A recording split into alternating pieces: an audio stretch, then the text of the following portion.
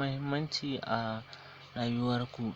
To wannan application shine zai nuna maka lokacin da ka gano lokacin da in ka tsufa da yadda za ka koma ta amfani da hotonka kamar haka. Wannan application zai nuna maka lokacin da za ka tsufa ga yadda za ka yi idan ka tsufa. Kuma wannan application ne zai maida ka yaro, zai maida ka saje, za ka zama dai duk yadda kake son ka maida kanka. Wannan application shi zai maida ka a fuska idan kana son ya nuna maka lokacin da za ka tsufa kuma zai nuna maku. To kafin mu shiga cikin darasin namu, ina roƙon ku don Allah da ku danna muna subscribe kuma ku yi muna like idan saboda shi zai bamu ƙarfin gwiwa mu ci gaba da kawo muku tutorial irin waɗannan. Mun gode, ku biyo mu.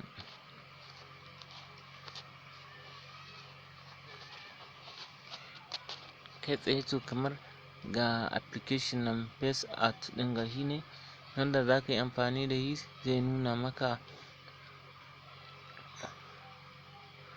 kamar yadda kuke gani dai gashi nan ya buɗe kamar haka. Kaga ya nuna maka zaɓi ka je ka ɗauko hoto duk wanda kake so a wayanka. Misali, bari na ɗauki hoton wannan yarinya.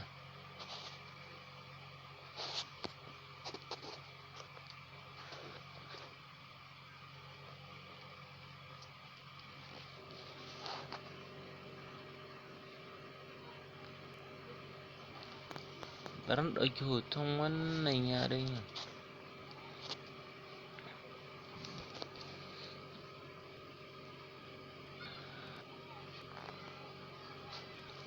Yawwa, to kamar yadda ga nan sun buɗe kamar hoton na gurin yarinya. Ka hoton nan ya shiga kuma na ga lokacin da tsufa kuma abin nan sai na taɓa nan.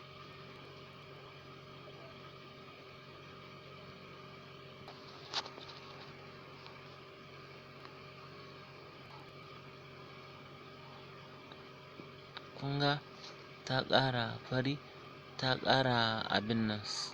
To idan kana son ka ga kuma in ta tsufa yadda za ta koma sai ka taɓa nan.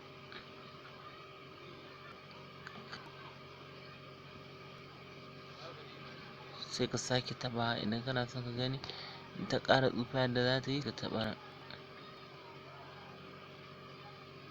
Ka gani? To idan kana son ka maida ta kuma yarinya kamar wannan sai ka taɓa nan.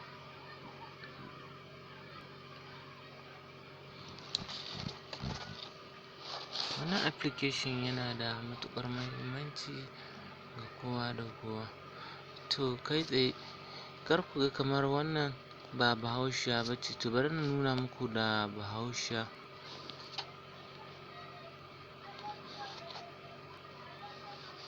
Wannan sai mu yi amfani da hoton wannan yarinya. Yawwa, to bari mu je wajen wancan, mu shiga wajen wannan. Yawwa, to kun gani kamar yadda kuke gani na taɓa wannan kamar haka.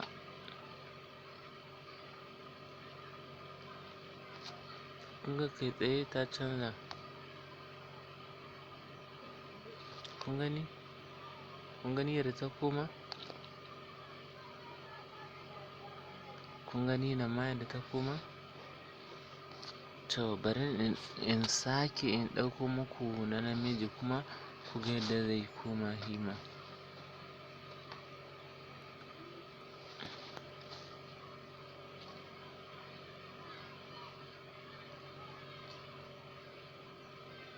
Yawwa, to bari in muku da wannan na DJA ɗin nan.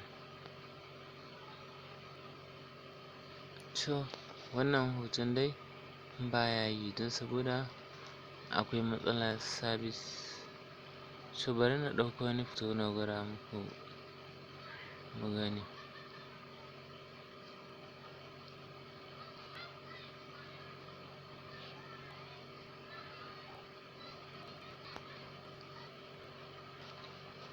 Bari na gwada muku da wannan hoton na Sani Ahmed.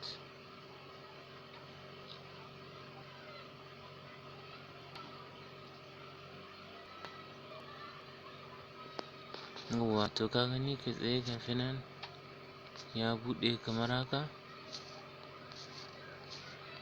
To bari mu taɓa nan mu gani yadda zai koma.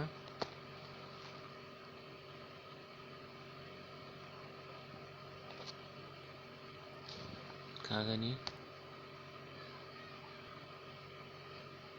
ka ga yadda Sani Ahmed ya koma, ka kula da kyau, ka gani yadda ya koma. To nan fa ka gani nan baya da sage, ka gani da Sani Ahmed ya koma. Idan kana son kai saving ɗin wannan hoton sai ka taɓa nan, ka taɓa nan sai ka zo nan sama ga kibiya nan kana gani, sai ka taɓa ta. Kana taɓa ta zai yi loading ɗin a cikin wayanka.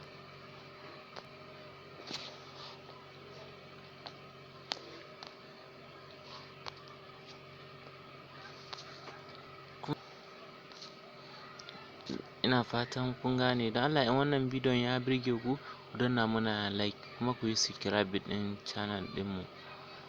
Mun gode. Ku ci gaba da kasancewa da Kebbi TV. To yanzu idan ina son kuma in sa mai gilas,